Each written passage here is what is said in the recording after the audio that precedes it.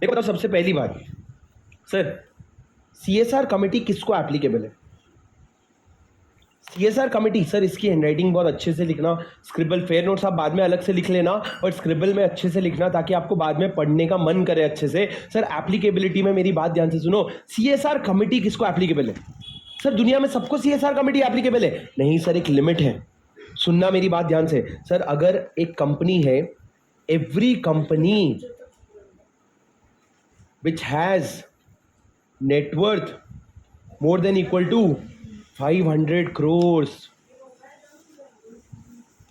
turnover more than equal to 1000 crores, और net profit more than equal to 5 crores, 5 crore, इनमें से कोई भी एक लिमिट हो जाता है ना तो आपको सीएसआर कमेटी बन एप्लीकेबल हो जाएगा। सर किस चीज की एप्लीकेबिलिटी पढ़ रहे हैं? सीएसआर कमेटी की। किस चीज की राजा? सीएसआर कमेटी की। ओ राजा सुनो, इस सेक्शन में हम दो चीजों की बात करेंगे, सीएसआर कमेटी और एक सीएसआर का खर्चा। सीएसआर कमेटी बनेगा तो वो ढंग से सीएसआर का खर्चा करेगा। तो हमने क्या बोला, कमेटी बनाने की किसको जरूरत है? अगर आपका नेटवर्थ 500 करोड़ या उससे ज्यादा है, टर्नओवर 1000 करोड़ या उससे ज्यादा है, या फिर आपका नेट प्रॉफिट 5 करोड़ या उससे ज्यादा है, तो उस केस में आपको क्या बनाना पड़ेगा? सीएसआर कमेटी बनाना पड़ेगा। अरे सुन रहे हो क्या?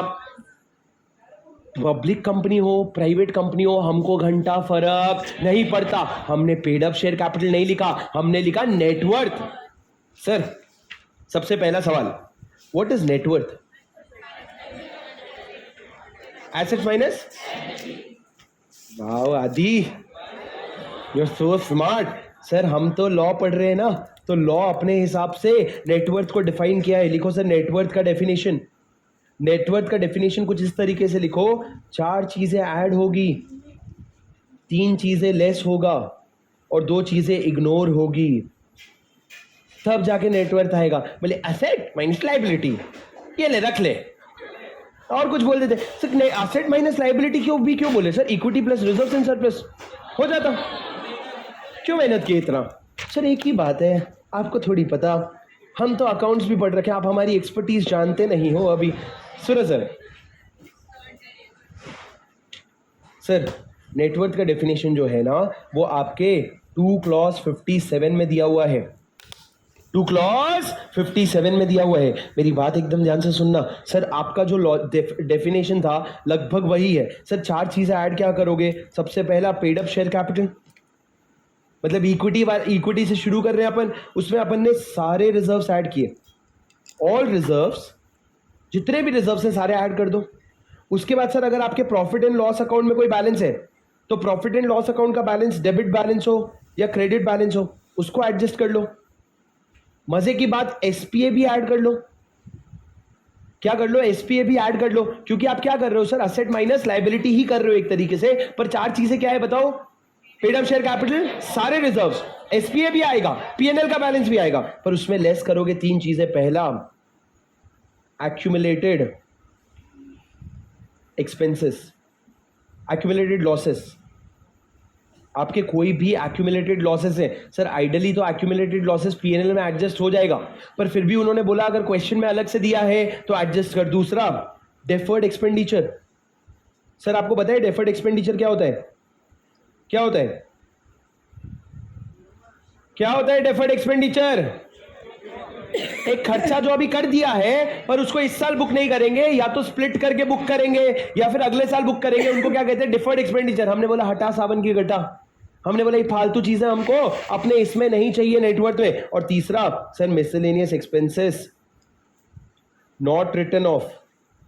नॉट रिटन ऑफ मतलब ये सब फालतू चीजें आप बैलेंस शीट में दिखा रहे हो, एक्सपेंसेस आपका पीएनएल में जाना चाहिए था, वहां पे भेजने की जगह आप कहां पे दिखा रहे हो? बैलेंस शीट में दिखा रहे हो। हमने बोला हटा, ये तीनों फालतू चीजें सर, इसको हटा दो। क्या हटाओगे? सबसे पहला लॉस, दूसरा एक्सपेंस और तीसरा एक्सपेंस। दूसरा है डेफर्ड एक्सपेंस और तीसरा है आपका मिसलेनियस एक्सपेंस। और उसके बाद सर 2 चीजें इग्नोर करोगे। पहला रीवैल्यूएशन रिजर्व। सर मेरे को लगता है रीवैल्यूएशन रिजर्व हमारे इंड एस में और एस में बनाया ही गया है उसको बेइज्जत करने के लिए। जहां देखो तू बाहर हो, अबे तुम बनाया क्यों? तो कुछ भी कर लो भैया, तुम बाहर कर देते हो सबसे पहले, तो तुम लॉ में हटा ही दो ना कि तू रीवैल्यू नहीं कर सकता। एक तरफ ये लोग इंडेस बनाए कि हर चीज को फेयर वैल्यू पे लाओ, फेयर वैल्यू पे लाओ, फेयर वैल्यू पे लाओ, और हमारा सारा का सारा लॉ बोलता है हम नहीं मानेंगे, हम नहीं मानेंगे, हम नहीं मानेंगे। तो धंधा कब करें भाई? यही कर लो, पहले हमारे एएस के हिसाब से बना लो, फिर लॉ के हिसाब से हटा दो, फिर टैक्स तो और दूर फेंक के मारते हैं, और हम लोग बैठ के क्या सब पढ़ लेते हैं, ताकि बहुत नॉलेज हो जाएगा अपने को कि यहां हटाना है, यहां ऐड करना है। सर क्या उठा के फेंक दिया हमने? रीवैल्यूएशन रिजर्व को। हमने बोला नेटवर्थ हमारा ये नहीं है। Next sir, right back of depreciation and amalgamation, कोई समझा सकता है भाई?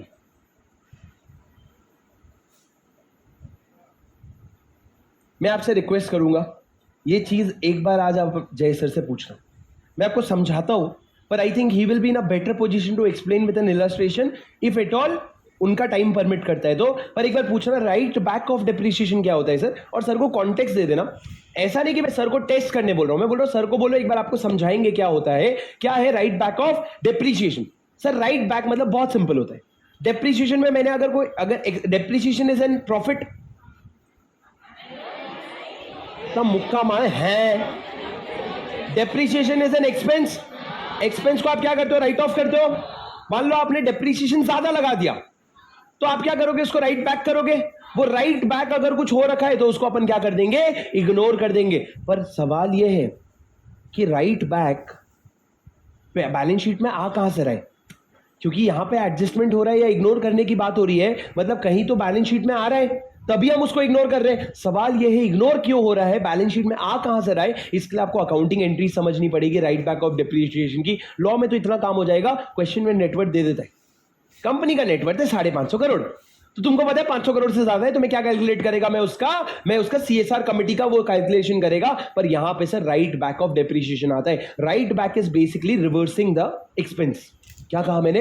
Reversal of expense. सर वो डेप्रिसिएशन का राइट बैक हो या अमेलगमेशन का राइट बैक हो। आपका अमेलगमेशन के एंट्रीज हो गए? हाँ, अमेलगमेशन का पूरा प्रोविजन हो गया। सर जब आपका अमेलगमेशन होता है तो अमेलगमेशन में अगर एक होती है अमेलगमेटिंग कंपनी, एक होती है अमेलगमेटेड कंपनी। तो जो अमेलगमेटिंग कंपनी है, अगर उसने कोई एक्सपेंसेस लिए हैं और जब वो अमेलगमेटेड हो जाती है, अगर उसने उसको क्या कर दिया? राइट बैक कर दिया, तो आप उसको क्या कर दोगे? इग्नोर कर दोगे। सर ये आपका 3 पार्ट में डिवाइडेड है आपका डेफिनेशन नेटवर्थ का। It is an important definition. It has happened once in the last 3 attempts. एक बार ऐसा हुआ है कि क्वेश्चन में सीधा सीधा नेटवर्थ नहीं दिया, आपको नेटवर्थ कैलकुलेट करना पड़ा। नेटवर्थ 500 करोड़ से ऊपर आया, तब जाके आपको क्या लग गया? सीएसआर कमेटी का प्रोविजन लग गया। तो नेटवर्थ क्या होगा sir? Paid up share capital plus all reserves. SPA आ जाएगा, पीएनएल आ जाएगा, पर उसमें माइनस करना 3 चीजें। LED, L losses, accumulated losses, E expenditure, deferred expenditure, E miscellaneous expenditure, और डी डेफर्ड एक्सपेंडिचर। ये तीनों माइनस करोगे, 2 चीजों को इग्नोर करोगे, रीवैल्यूएशन रिजर्व और आपका राइट बैक ऑफ डेप्रिसिएशन और अमेलगमेशन। सर ये नेटवर्थ का डेफिनेशन हो गया। अब हम नेटवर्थ क्यों पढ़े? क्योंकि नेटवर्थ अगर 500 करोड़ या उससे ज्यादा है, टर्नओवर 1000 करोड़ या उससे ज्यादा है, या नेट प्रॉफिट 5 करोड़ या उससे ज्यादा है, तो हर कंपनी को सीएसआर का खर्चा करना पड़ेगा। सुन रहा, रो दूंगा मैं, बता रहा हूं भैया, रो रहा हूं मैं। सुनो सर, मैंने क्या कहा? एप्लीकेबल होगा आपका सीएसआर कमेटी। उसके बाद सुनना सर, मेरा एक सवाल है, लगा लो शर्त, गलत जवाब दोगे। लगी शर्त आइसक्रीम का? नहीं, मैं तो नहीं खाता ना। Coffee, hot coffee. तुम जीते तो मेरे तरफ से कोल्ड, मैं जीता तो तुम्हारे तरफ से हॉट कॉफी। ठीक है, डन? पक्का? सोच लेना। क्या पता मैं भड़का रहा हूं कि तुम गलत जवाब दे दो, क्या पता आंसर बहुत बेसिक हो, क्या पता आंसर बेसिक ना हो, ये मैं रियल कर रहा हूं। सर मेरा एक सवाल है बस, मेरे को भैया शो ऑफ हैंड्स चाहिए बकायदा, ताकि पता चले कि भैया आंसर क्या है। नहीं तो तुम तो बोलोगे मैं तो बोला था, और पूरी क्लास या तो जीतेगी या हारेगी। ऐसा नहीं मैं बोला था, मैं बोला। ठीक है, सुनो, नेट प्रॉफिट, मेरा एक ही सवाल है। Net profit is profit before tax और प्रॉफिट आफ्टर टैक्स। अबे रुक, हाथ क्या उठा रहे हो? रुक जाओ। सर कौन कौन बोल रहा है it is profit before tax? Sir profit before, थोड़ा सा लॉजिकली सोचो ना, it is has to be profit. कौन कौन बोल रहा है प्रॉफिट आफ्टर टैक्स? मैं जीत गया, it is profit before tax, you all owe me a coffee. अबे हट, मैंने बोला था पूरी क्लास जीतेगी या हारेगी, पूरी क्लास हार गई। एक सेकेंड, तू पैट में हाथ उठाया था पीबीटी में, तू पैट में हाथ उठाया था तो तू उसको थप्पड़ मार के कॉफी ले ले। सर देखो चीटिंग मत करो, तुमने देखा है। अबे तू हाथ दोनों में नहीं उठाया। हार गए ना? अच्छा जो लोग हारे कसम से ईमानदारी से हाथ उठाओ। देख रहे चोर कहेंगे, जब तुम लोगों को पैट पूछा तो सब हाथ उठा दिए। तुमको तुम्हारे लॉ की सौगंध कसम है, कौन पैट में हाथ उठाया था? लॉ की कसम लगी है, कॉफी के चक्कर में कसम। देख लो भैया, देख लो। और वो हाथ करो, वो लोग जो ना पीबीटी ना पैट, वो लोग भी बोल रहे सर मैंने सोचा था, सर मैंने सोचा था। सर आंसर क्या पीबीटी? हंसते खेलते कॉन्सेप्ट के रास्ते नहीं लगने चाहिए भैया। क्या बोला मैंने? Net profit. देखो कितना लॉजिकल है हमारे लिए सोचना कि नेट प्रॉफिट मतलब आफ्टर एवरी एक्सपेंसेस। पर भाई मेरे को एक बात बताओ, तूने 100 करोड़ कमाया, तूने 40 करोड़ का डिविडेंड दिया, तूने 40 करोड़ का टैक्स दिया और तेरे पास 20 करोड़ बचा, मैं इसका क्यों सीएसआर लूंगा भाई? कमाई तो तेरी ये है ना। This is appropriation of profit, this is also an appropriation of profit. सरकार के हिस्से में गया, पर it is not an expenditure. Tax खर्चा ना ना पागल, ये तो शेयरिंग है। It is not an expense, it is sharing. तो वो क्या हो गया? 40 करोड़ उसका, हम इसको माइनस नहीं करेंगे, हम प्रॉफिट बिफोर टैक्स लेंगे। हम क्या लेंगे? Profit before tax. नीचे लिखो net profit is equal to profit before tax. मजे की बात क्या है पता है? ये आपके आईसीआई मॉड्यूल में लिखा नहीं है, ये एक बार एग्जाम में सीधा क्वेश्चन आया, जहां इन्होंने प्रॉफिट बिफोर टैक्स दिया, नीचे टैक्स माइनस किया, प्रॉफिट आफ्टर टैक्स दिया, बोले सीएसआर का खर्चा निकालो। तुमको क्या लगता है बच्चों ने क्या करके आया होगा एग्जाम में? तुमको ये छोटी सी प्रोविजन सीखने के लिए कितने बच्चों की बलि चढ़ी है, तुमको क्या पता? उन्होंने, नेचुरल सी बात है सर, प्रॉफिट आफ्टर टैक्स लोगे ना सर, पर क्या है? Profit before tax. पर सर फिर भी नेट प्रॉफिट में ना 2 चीजें एक्सक्लूड कर देना, नेट प्रॉफिट में 2 चीजें एक्सक्लूड कर देना। मेरी बात सुनो सर। सर आप नेट प्रॉफिट क्या कर रहे हो? नेट प्रॉफिट 5 करोड़ या उससे ज्यादा। नेट प्रॉफिट में सबसे पहला मेरे को एक बात बताओ भाई, ओ भाई, ओ भाई, रिलायंस इंडस्ट्री है, ये लिखना मत, रिलायंस इंडस्ट्री है, उसकी टोटल इनकम थी 300 करोड़, मान लो एक दिन का, मान लो 300 करोड़। उसमें से सर उसने 100 करोड़ कमाया इंडिया से और 200 करोड़ कमाया यूएस से। अब मेरे को बताओ, जब मैं उसको सीएसआर का खर्चा करने बोलूंगा तो ये 300 करोड़ में से खर्चा करने बोलूंगा क्या? क्यों नहीं सर? हमारा सीएसआर का ऑब्जेक्टिव क्या था कि तू इंडिया से ले रहा है, तू इंडिया को दे। तो ये 200 करोड़ में तेरा क्या लेना देना है? ये 200 करोड़ से कुछ भी लेना देना नहीं है। तो प्रॉफिट में से आप ना ओवरसीज ब्रांच का प्रॉफिट एक्सक्लूड करोगे। आप अपने इंडिया के बाहर जितने भी ब्रांचेस हैं, इंडिया के बाहर की जो भी कमा,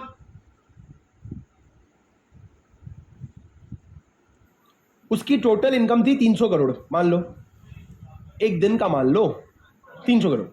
उसमें से सर उसने 100 करोड़ कमाया इंडिया से और 200 करोड़ कमाया यूएस से। अब मेरे को बताओ, जब मैं उसको सीएसआर का खर्चा करने बोलूंगा तो ये 300 करोड़ में से खर्चा करने बोलूंगा क्या? क्यों नहीं सर? हमारा सीएसआर का ऑब्जेक्टिव क्या था कि तू इंडिया से ले रहा है, तू इंडिया को दे। तो ये 200 करोड़ में तेरा क्या लेना देना है? ये 200 करोड़ से कुछ भी लेना देना नहीं है। तो प्रॉफिट में से आप ना ओवरसीज ब्रांच का प्रॉफिट एक्सक्लूड करोगे। आप अपने इंडिया के बाहर जितने भी ब्रांचेस हैं, इंडिया के बाहर की जो भी कमाई है उसको एक्सक्लूड कर दोगे। अरे सुन रहे हो क्या तुम मेरी बात? नेट प्रॉफिट में से आप ओवरसीज ब्रांच को एक्सक्लूड कर दोगे। सर दूसरी चीज, सर क्या आपका तो जीएसटी का भी कल इंट्रोडक्शन हुआ, टैक्स आपका खत्म हो चुका है, डायरेक्ट टैक्स। मेरे को एक बात बताओ, बहुत सिंपल सा, आपको क्या डबल टैक्सेशन का कॉन्सेप्ट समझते हैं कि 2 बार टैक्स लग गया भाई? हाँ समझाना नहीं है, समझते हैं ना? हाँ फुल स्टॉप, अभी वो नहीं समझाना है। पर मेरे को ये बताओ, जैसे डबल टैक्सेशन लग सकते हैं, जैसे डबल जीएसटी लग सकते हैं। कल सर ने समझाया डबल टैक्सेशन कि कैसे, वो क्या बोलते हैं उसको, टैक्स पे टैक्स नहीं, एक और कैस्केडिंग इफेक्ट, क्या बोलते हैं? Cascading effect. तो सर टैक्स पे टैक्स जैसे होता है, वैसे सीएसआर पे सीएसआर भी तो हो सकता है। कैसे कैसे हो सकता है? सुनना सर, ये रिलायंस जियो है और ये रिलायंस इंडस्ट्रीज है। रिलायंस जियो ने कमाया 100 करोड़ रुपया। 100 करोड़ रुपए में मान लो इतना सा समुद्र भर का कमाई था, उसमें से इतना सा क्या कर दिया? सीएसआर का खर्चा कर दिया। किसकी बात कर रहा हूं मैं? रिलायंस जियो की। अब उसने क्या किया? इस समुद्र में से 40 करोड़ रुपए का डिविडेंड लिया और 40 करोड़ किसको दे दिया? रिलायंस को।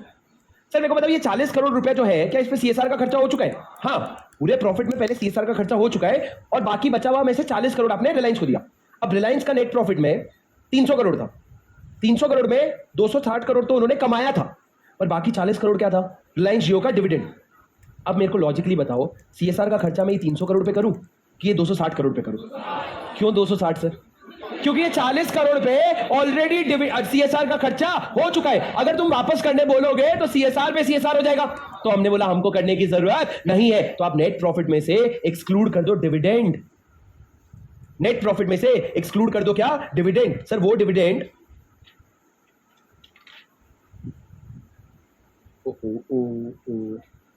आपका सीएसआर का I think fair notes missing है, तो मैं आपको सीएसआर का पूरा फेयर नोट्स लिखवा दूंगा, ठीक है? या मैं लिखवा दूंगा या मैं आपको लिख के दे दूंगा, पर जो भी आप लोगों का सीएसआर का, मेरी आपसे रिक्वेस्ट है, जिसको पढ़ने की इच्छा होती है ना, सीएसआर का एक 1 पेज चार्ट बनाना। आज निकल जब अपना क्लास खत्म हो जाए एक बार बना लोगे ना भैया सीएसआर, पता है आपको एग्जाम के पहले 40 मिनट लेते हैं रिवीजन के, और तुम अगर एक दफा चार्ट बना लोगे तुम्हारा 10 से 12 मिनट में रिवीजन हो जाएगा। आधे घंटे की बचत, साक्षात आधे घंटे की बचत। सर मेरी बात सुनो, सर मैंने क्या बोला, नेट प्रॉफिट में से दो चीजें एक्सक्लूड करोगे। पहला क्या था? पहला क्या था? ओवरसीज ब्रांच का प्रॉफिट। दूसरा आपको अगर किसी भी तरह का डिविडेंड मिल रहा है तो उसको आप क्या कर दोगे? उसको आप एक्सक्लूड कर दोगे। सर डिविडेंड जिसपे सीएसआर का खर्चा ऑलरेडी हो चुका है, ये दोनों कहां से एक्सक्लूड होगा? सर ये नेट प्रॉफिट के डेफिनेशन में से। सर ये क्या हो गया आपका? सीएसआर का कमिटी। सर सीएसआर कमिटी का वापस से बता दो, ऊपर आ जाओ। क्या है कि अगर सीएसआर कमिटी आपका नेटवर्थ 500 करोड़ या उससे ज्यादा, टर्नओवर 1000 करोड़ या उससे ज्यादा, और नेट प्रॉफिट 5 करोड़ या उससे ज्यादा, तो क्या होगा? सीएसआर कमिटी लगेगा। सर सीएसआर कमिटी में कितने लोग होंगे? 2 डायरेक्टर और 1। पर अगर प्राइवेट कंपनी है तो सिर्फ 2 डायरेक्टर। फॉरेन कंपनी है तो सर देखो, फॉरेन कंपनी में कभी कभी हम डायरेक्टर नहीं बोलते, इंडिया में डायरेक्टर वर्ड यूज होता है ना। फॉरेन कंपनी में मान लो कोई मैनेजिंग बॉडी है तो उसमें से 2 मेंबर ले लेना भाई, पर तू फील समझ रहे हैं ना, डायरेक्टर होना चाहिए। फील ये है डायरेक्टर होना चाहिए। पर सर इंडिपेंडेंट डायरेक्टर या ऑडिट कमिटी किसको एप्लीकेबल है? सर हर कंपनी को नहीं बैठाना पड़ता। 2 कंपनी है, इधर देखो, मेरी तरफ देखो, याद आ जाएगा, मेरी तरफ देखो। Listed company, unlisted public company. Unlisted public company में जिनका paid up share capital 10 crore या उससे ज्यादा है, टर्नओवर 1000 करोड़ या उससे ज्यादा है, नेट टर्नओवर 100 करोड़ या उससे ज्यादा, नेटवर्थ 5 करोड़ 50 करोड़ से नेटवर्थ नहीं है, बोरोइंग 5 करोड़ से ज्यादा है। क्या हो? क्या नेट प्रॉफिट का नेटवर्थ कहां पे लिखा हुआ था? सीएसआर कमिटी में। हम क्या पढ़ रहे हैं? Independent director 3 limit, paid up share capital 10 crore या उससे ज्यादा, टर्नओवर 100 करोड़ या उससे ज्यादा, बोरोइंग 5 करोड़ से ज्यादा, 50 करोड़ से ज्यादा। उसको लगेगा इंडिपेंडेंट डायरेक्टर, उसको लगेगा ऑडिट कमिटी। अरे समझे क्या? Did you understand? Yes sir. अब आगे बढ़ो, मेरी बात सुनो सर। एक एक्सेप्शन, छोटा सा एक्सेप्शन इसी पॉइंट का, पॉइंट नंबर 1 फिर खत्म। अगर आपका सीएसआर का एक्सपेंस 50 लाख या उससे कम है तो सीएसआर कमिटी नहीं लगेगा। क्या कहा मैंने? अगर आपका एक्सपेंस 50 लाख या उससे ज्यादा कम है तो आपको सीएसआर का कमिटी नहीं लगेगा, नहीं लगेगा, नहीं लगेगा। सर ये क्या हो गया? 50 लाख से कम मतलब? होल्ड पे डालो, इसको समझने के लिए अपने को समझना पड़ेगा सीएसआर एक्सपेंडिचर होता कितना है। सर आप समझ गए सीएसआर कमेटी बनेगी, लॉजिकली सोच के बताओ, थोड़ा लॉजिकली प्रैक्टिकली सोचो। रिलायंस बड़ी कंपनी है, नेटवर्थ 500 करोड़ से ज्यादा, टर्नओवर 1000 करोड़ से ज्यादा, नेट प्रॉफिट 5 करोड़ से ज्यादा। अब उसने सीएसआर कमेटी बना दिया। कमेटी में आए राम, श्याम, अजय। कहां से आए पता नहीं, राम, श्याम, अजय, नहीं तो नील, नितिन, मुकेश। नील, नितिन, मुकेश, 3 अलग लोग कमेटी में। क्या करेंगे सर कमेटी में? तुमको क्या लगता है सीएसआर कमेटी का रोल क्या होगा?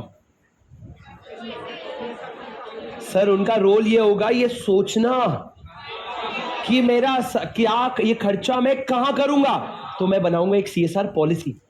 सीएसआर पॉलिसी जहां हम बोलेंगे हमारी कंपनी की इच्छा है कि हम क्लीन गंगा प्रोजेक्ट में इन्वेस्ट करेंगे, हम लोग एजुकेशन में इन्वेस्ट करेंगे, इस तरह का हमारा क्या बनेगा? पॉलिसी बनेगा। और फिर सीएसआर कमेटी ये ध्यान रखेगा कि जो हमने पॉलिसी बनाया है उसके हिसाब से खर्चे हो रहे, और फिर वो क्या करेगा? रिव्यू करेगा। पॉलिसी बनाएगा, उसके हिसाब से खर्चे करेगा और रिव्यू करेगा। किसका काम? सीएसआर कमेटी का। पर सवाल ये है कि सीएसआर का खर्चा करना कितना है?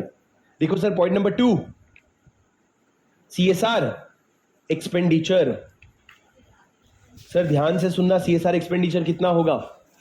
किसी को पता है कितना परसेंट होता है सर? CSR कितना percent? 2% of what? Of average net profit of last 3 years। पिछले 3 साल का एवरेज नेट प्रॉफिट का 2% आपका क्या होता है? CSR का खर्चा होता है। अरे सुन रहे हो क्या तुम मेरी बात? कितने का खर्चा होता है? 2% का। सर मेरा सवाल, इलस्ट्रेशन। सर अगर मेरा ईयर 1 2 3 और मैं कौन से साल में हूं? 4th ईयर पे। मेरे को बताओ इस साल मेरे को क्या करना है? CSR का खर्चा करना है। अगर मैं कहूं मेरा नेट प्रॉफिट पिछले साल 60 करोड़ था, फिर 65 करोड़ था, फिर उसके बाद 70 करोड़ था, तो मेरा CSR का खर्चा बताओ इस साल का। आराम से CSR का खर्चा बताओ।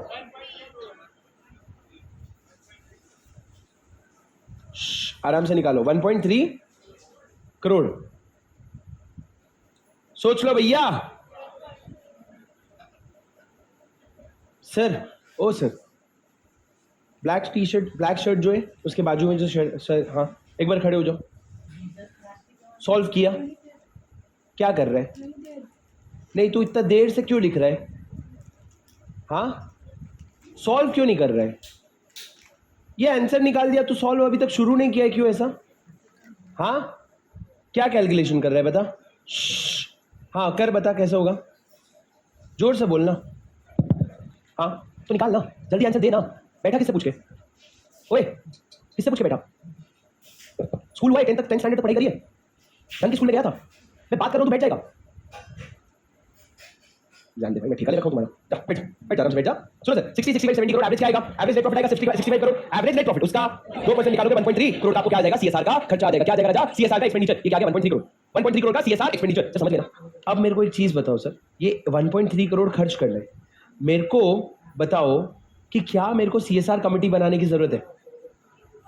क्यों भैया? 50 लाख से ज्यादा है? गलत। वो कभी कंडीशन है ही नहीं CSR कमेटी बनाने का। उसका कंडीशन है 3, नेटवर्थ 500 करोड़ या उससे ज्यादा, टर्नओवर 1000 करोड़ या उससे ज्यादा, नेट प्रॉफिट 5 करोड़ या उससे ज्यादा। मेरे को सिर्फ एक चीज बताए, मेरा नेट प्रॉफिट 5 करोड़ या उससे ज्यादा है। मेरा नेट प्रॉफिट 5 करोड़ या उससे ज्यादा है तो मैं CSR कमेटी बनाऊंगा। पर सर एक दूसरा एग्जाम्पल लो, इलस्ट्रेशन 2।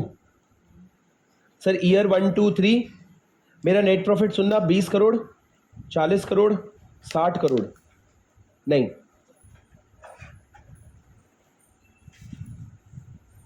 10 करोड़, 12 करोड़, 14 करोड़। मेरे को बताओ मेरा CSR का खर्चा कितना आएगा? कितना आएगा सर? मेरा एवरेज आ गया 12 करोड़। 12 करोड़ का 2% 24 लाख। अब मेरे को बताओ सर, मेरा क्या नेटवर्थ मेरे को पता है? नहीं। टर्नओवर मेरे को पता है? नहीं। मेरे को पता है नेट प्रॉफिट। नेट प्रॉफिट कितना है पिछले साल का? सर नेट प्रॉफिट आप एवरेज नहीं देखते, आप पिछले साल का देखोगे। क्या ये 5 करोड़ से ज्यादा है? हाँ। तो क्या मेरे को CSR कमेटी लगेगा? नहीं, क्योंकि मेरा नेट प्रॉफिट ज्यादा है पर मेरा CSR का खर्चा 50 लाख से कम है। हम ये मान लिए कि तुम्हारा नेट प्रॉफिट ज्यादा है, पर हम नहीं चाहते यार 30 लाख 35 लाख 40 लाख के लिए आप कमेटी बनाओ, ये हम नहीं चाहते। तो हमने क्या बोला, 3 केस में CSR कमेटी बन जाता है। नेटवर्थ 500 करोड़ या उससे ज्यादा। मैं बार बार लिमिट्स रिपीट इसलिए कर रहा हूं ताकि आपको याद हो जाए। नेटवर्थ 500 करोड़ या उससे ज्यादा, टर्नओवर 1000 करोड़ या उससे ज्यादा, नेट प्रॉफिट 5 करोड़ या उससे ज्यादा।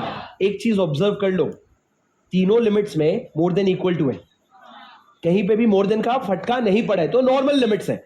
अब उसमें याद रखो कि भले तीनों में से कोई एक लिमिट ज्यादा हो जाए, एक बार ये चेक कर लेना CSR का खर्चा कितना आ रहा है, 50 लाख से ज्यादा। अगर नहीं आ रहा है तो भले ही एप्लीकेबल होता हो, फिर भी हम तुमको माफ कर देंगे। तो इसलिए एक तरह का, सर यूं समझ लो, ये एक तरह का एग्जेम्पशन है। एक्सेप्शन की जगह तुम यूं समझ लो एक तरह का एग्जेम्पशन है कि तेरे को वैसे अप्लाई हो जाता पर जा तेरे को माफ किया।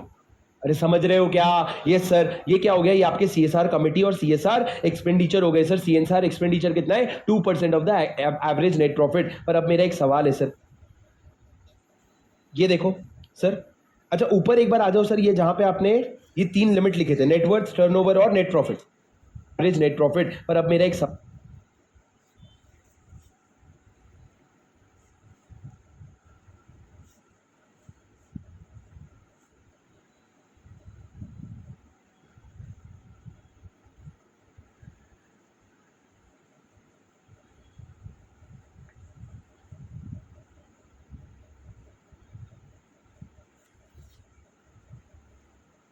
है सर, ये देखो सर, अच्छा ऊपर एक बार आ जाओ सर, ये जहां पे आपने ये 3 लिमिट लिखे थे, नेटवर्थ, टर्नओवर और नेट प्रॉफिट। सर ये नेटवर्थ, टर्नओवर और नेट प्रॉफिट कब का देखोगे? कौन से साल का? लास्ट ईयर जो आपने बोला उसी को ढंग से लिखो। इमीडिएटली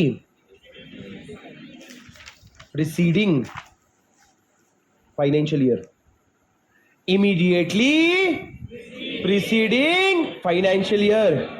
तुमको लग रहा है मजाक है ना ये प्रोविजन? एग्जाम में एक बार कैसा क्वेश्चन आया था पता है? इधर देखो, ये लिख लिया तुमने? ये लिखा? नहीं बोलने वालों, लिख तो सकते हो ना, मैं स्क्रीन हटा भी दूँ तो। सर इधर देखो, उन्होंने क्या किया, उन्होंने बोला फाइनेंशियल ईयर 23-24 के लिए सीएसआर का खर्चा करना है। बैलेंस शीट में डेटा दिया उन्होंने 31 मार्च 2023 का, 31 मार्च 2024 का।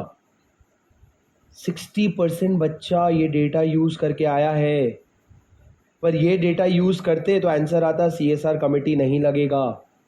इस पे आंसर था सीएसआर कमेटी लगेगा, क्योंकि यहाँ पे आपका टर्नओवर 1000 करोड़ के ऊपर हो गया था।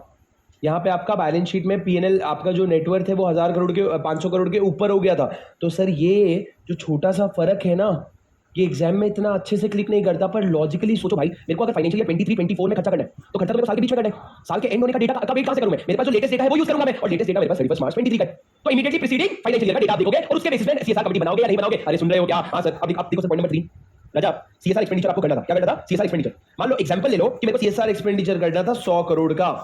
कितने का? 100 करोड़ का। सर अगर मेरा 100 करोड़ का एक्सपेंडिचर करना था, अगर मैंने एक्सेस कर दिया तो क्या होगा? अगर कोई डेफिसिट हो गया तो क्या होगा? और अगर कोई सरप्लस है तो क्या होगा? है एक्सेस, डेफिसिट, सरप्लस। सरप्लस क्या है? एक्सेस और सरप्लस में फर्क क्या है?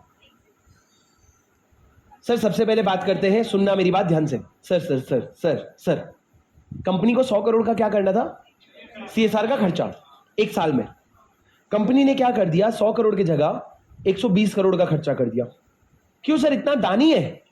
नहीं भाई, अगर मैं किसी के एजुकेशन का खर्चा कर रहा हूं तो उसके एजुकेशन के खर्चे में अगर 10th क्लास तक पढ़ाने का मेरे को 120 करोड़ का खर्चा आ रहा है, तो मैं क्या उसको बोलूंगा मेरे को 100 करोड़ खर्च करना था, तू 8th क्लास तक पढ़ ले, बाकी दो साल तू देख लेना। एक खर्चा पूरा प्रॉपर करने के लिए जो खर्चा, एक प्रोजेक्ट के लिए जो खर्चा आएगा वो कभी कम ज्यादा हो सकता है। सर अगर ज्यादा हो गया तो क्या तुम बोलोगे? नेकी कर दरिया में डाल, मतलब गुड डीड्स डू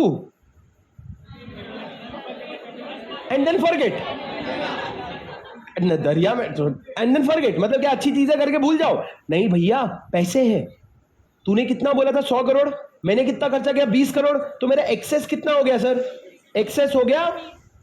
जो लोग इसका जवाब नहीं दे रहे हो, अगली बार मैं रेट्रोस्पेक्टिवली लगा दूंगा अंटी वंटी, रेट्रोस्पेक्टिवली, कि पिछले 3 सवाल का जवाब जिसने नहीं दिया उसको लग गया। रेट्रोस्पेक्टिव एप्लीकेशन भैया। सुनो इधर सुनो, ओए एक्सेस कितना है? 20 करोड़। सर ये एक्सेस का क्या होगा? अरे वही सेट ऑफ कितने साल तक? एट असेसमेंट ईयर तक। कितने साल? 3 साल। आप 3 साल इसको सेट ऑफ कर सकते हो। मतलब क्या? मतलब सर अगले आने वाले 3 साल में कभी भी मैं थोड़ा कम खर्चा करके ये बोल सकता हूं कि पिछले साल किया था ना ज्यादा, तो मान लो अगले साल अगर मेरा खर्चा आने का था 100 करोड़ का, मैंने अगर 80 करोड़ खर्च किया, तो 20 करोड़ जो कम है वो मैं सेट ऑफ करवा लूंगा। सर पहले ये सेट ऑफ करने का, पहले कैरी फॉरवर्ड करने का ऑप्शन नहीं था। पहले हम बोलते थे नेकी कर दरिया में डाल, फिर हमको समझ आया इससे ना लोगों को प्रॉब्लम हो रही है।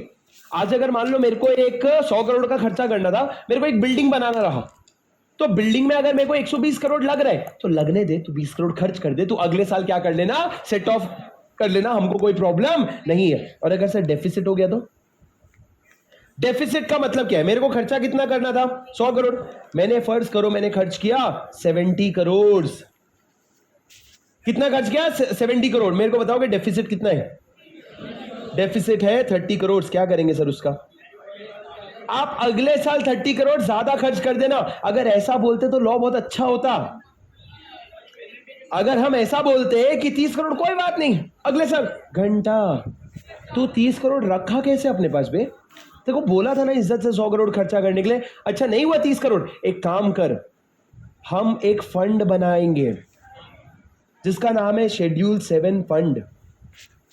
Schedule 7, schedule 7 of what, of the companies act.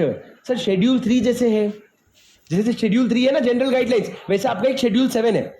Schedule 7 का फंड मतलब ये सेंट्रल गवर्नमेंट का एक फंड है जिसमें आप क्या कर सकते हो, उस सेंट्रल गवर्नमेंट के फंड में आप पैसा जमा कर सकते हो, आप पैसा जमा कर दो, फिर सरकार उसको अपने करप्शन अपने अच्छे से कंस्ट्रक्शन के लिए या अच्छी अच्छी चीजों के लिए यूज कर सकता है, क्या के लिए, अच्छे अच्छे प्रोजेक्ट्स के लिए, अच्छे अच्छे क्लीन गंगा और वो सब प्रोजेक्ट में क्या करेगा, अपना इलेक्शन अलग अलग चीजों में वो फंड यूज हो जाएंगे, तुम समझ रहे हो ना सर, पर तुम अपने पास मत रखो। और ये जो शेड्यूल 7 में ट्रांसफर करना है ना, ये तुमको 6 मंथ के अंदर करना पड़ेगा। 6 मंथ कब से सर, साल खत्म होने के होते के 6 महीने के अंदर, मतलब आपका मान लो सर फाइनेंशियल ईयर में बोलूं अगर कि 24-25 था, तो आपको इस साल मान लो 100 करोड़ खर्च करना था, आपने 70 करोड़ खर्च कर दिया, बचे कितने 30 करोड़, वो 30 करोड़ जो बच गए साल खत्म होने के 6 महीने के अंदर आप क्या करोगे, आप उसको कहां ट्रांसफर कर दोगे, शेड्यूल 7 वाले फंड में, जिसके बाद वो सरकार का हो गया और सरकार अब देखेगी उसको कैसे खर्च करना है। सर तो शेड्यूल 7 क्या है, शेड्यूल 7 में लिखा है कि आप कौन कौन से खर्चे कर सकते हो, हेल्थ सेक्टर में कर सकते हो, एजुकेशन में कर सकते हो, विमेन एम्पावरमेंट में कर सकते हो, ये सब कहां लिखा है, शेड्यूल 7 में। सुन रहा है क्या तू, अब समझो सर लास्ट वाला concept surplus, very very very tricky concept है सर। सरप्लस क्या होते हैं सर, समझ एक एग्जांपल लेता हूं उससे समझने की कोशिश करना। सर सरप्लस में मैंने ये सोचा, पहले सोचो मैंने, मेरे पास खर्चा करने के लिए कितना था 100 करोड़ रुपए, मैंने सोचा 100 करोड़ रुपए का क्या बनाएंगे, कैंसर हॉस्पिटल बनाएंगे। क्या बनाएंगे, एक कैंसर हॉस्पिटल। अब सर कैंसर हॉस्पिटल बनाने के लिए मैंने एक जगह ले ली, उस जगह में बाउंड्री डाल दी और बाउंड्री डाल के मैंने काम शुरू कर दिया। पर कभी भी कोई काम शुरू करते हो तो उसके पहले ठीक है नारियल फोड़ते हो और वहां पे एक छोटे से भगवान को बैठाते हो, पूजा करवाते हो, आशीर्वाद लेते हो। आपने सर वहां पे एक गणपति, नया काम शुरू कर रहे हो तो आपने वहां पे गणपति भगवान को बैठा दिया, या जिनको भी आप मानो, नो बायसनेस, ठीक है, मैं फॉर एग्जाम्पल ले रहा हूं, ठीक है। अभी अपन ये डर से सारे 200-220 भगवानों का नाम नहीं ले सकते, इसलिए तो सर हम कहते हैं सबका मालिक एक, जो भी सुनो, एक हमने भगवान को बैठा दिया, मेरी बात सुनो सर, आपने जो भगवान को बैठाया, तुम्हारा प्रोजेक्ट कितने का था 100 करोड़ का, लेकिन वो भगवान का कलेक्शन सुनो तुम, भगवान वहां मंदिर समझने लग गए, वहां पे बहुत भीड़ आती जाती थी, आते जाते वहां पे दान पेटी में लोग पैसा डालने लग गए, दान पेटी में डालते डालते प्रोजेक्ट बिल्डिंग बनने के पहले 20 करोड़ तो दान पेटी में आ गया। Power of God. बोले सर दान पेटी में, बोले एक तो इतना अच्छा हॉस्पिटल बन रहा है, ऊपर से भगवान, ले भैया ये जो 20 करोड़ तुमको, चलो तुम्हारे नंबर्स मिक्स ना हो इसलिए 25 करोड़ आ गए, दान पेटी में कितने आ गए 25 करोड़। ये 25 करोड़ का क्या करे, 25 करोड़ का आपको क्या लगता है लॉजिकली क्या होना चाहिए, हमारी कंपनी कह रही है this is business profit and we will add to our PNL. नहीं भैया, वो 25 करोड़ सबसे पहली कोशिश ये होनी चाहिए कि उसको उसी प्रोजेक्ट में यूज कर ले। हॉस्पिटल में तेरे को 100 करोड़ खर्च करना था, तो आप क्या कर दे 125 करोड़। तो सर सबसे पहला चीज क्या है, लिखा है देखो, प्लो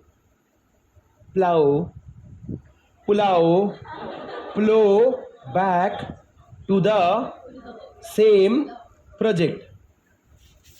क्या, उस प्रोजेक्ट में पुलाव मंगवा के खाओ। हाँ पार्टी सर, पार्टी सर तुम तो लिख ही लो भैया, लास्ट में पार्टी कर लेना भाई 25 करोड़ का। सर पहला क्या है, flowed back to the same project. What is the meaning of flowed back? Flowed back मतलब सर हमको आपकी बातों से नहीं पर इशारे से समझ आ रहा है कि उसी प्रोजेक्ट में हमने डाल दिया। ठीक है भैया, दूसरा ऑप्शन है नहीं जम रहा है तो तू उसको क्या कर, सुनो सुनो सुनो, आगे चल के कल की क्लास में आपको समझाऊंगा कि तुम अपने पैसे CSR के एक्यूमुलेट भी कर सकते हो। एक्यूमुलेट भी कर सकते हो। सर एक्यूमुलेट का मतलब क्या? जमा करना। क्या जमा करना मतलब? सर समझो, फर्ज करो, मेरी बात सुनो, मेरे को इस साल 100 करोड़ का खर्चा करना है। कितने का? 100 करोड़ का। 100 करोड़ का मेरे को क्या बनाना है? एक स्कूल बनाना है। स्कूल क्या रातों रात बन जाएगा क्या? तू बोलेगा 1 साल में खर्च कर दो, 1 साल में स्कूल बन जाएगा क्या? नहीं, मेरे को मान लो 3 साल लगने वाला है। कितना? 3 साल। तो मैं ये 100 करोड़ क्या करूंगा? एक्यूमुलेट।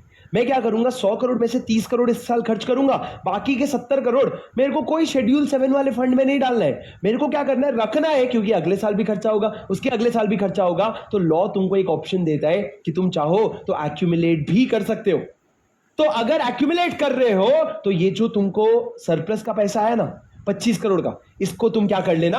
एक्यूमुलेशन में डाल देना। या फिर वो भी नहीं करना है तो तीसरा काम, तू एक काम कर, शेड्यूल 7 वाले फंड में जमा कर दे भाई। तेरे को तेरे पास रखने की कोई जरूरत नहीं है, तू उसको कहां पे जमा कर दे? शेड्यूल 7 वाले फंड में। सर यहां पे लिख लो बड़े अक्षर में, this is not a business profit. ये जो आपका सरप्लस है ना, it is not a business profit. आप ये मत बोलना कि 25 करोड़ मेरा बिजनेस प्रॉफिट है, उसमें से 2% चल मैं CSR का खर्चा कर दूंगा। पूरा का पूरा सरप्लस जो है वो खर्च हो जाएगा। सर आप समझ रहे हो क्या मेरी बात? Sir are you getting my point? Now what is the difference between excess and surplus? Excess is 100 crore खर्च करना था, 120 करोड़ खर्च कर दिया। सरप्लस इज 100 करोड़ खर्च करना था, उसको खर्च करते वक्त 25 करोड़ की और कलेक्शन हो गई, उसको भी उसी प्रोजेक्ट के लिए खर्च कर दिया। अब सर एक प्रॉब्लम सुनना, मेरी बात ध्यान से, खत्म हो गया बस इलस्ट्रेशन। सर मेरे को खर्च करना था, फर्ज करो I had to spend 80 crore rupees. I had to spend 80 crore rupees but I ended up spending 140 crore. खर्चा करना कितना था? 80। कर कितना दिया? 140। लेकिन सुनना, इसमें एक्सेस कितना बोल रहे हो तुम बोल रहे हो एक्सेस हो गया 60, पर कहानी बाकी है। ये जो 140 करोड़ मैंने खर्च किया ना, इसमें से 115 crore 115 crore was my own money. बाकी 25 crore was the surplus that I got during this project। जो मैं ये प्रोजेक्ट जब कर रहा था तो 25 करोड़ का मेरे को क्या आया? सरप्लस।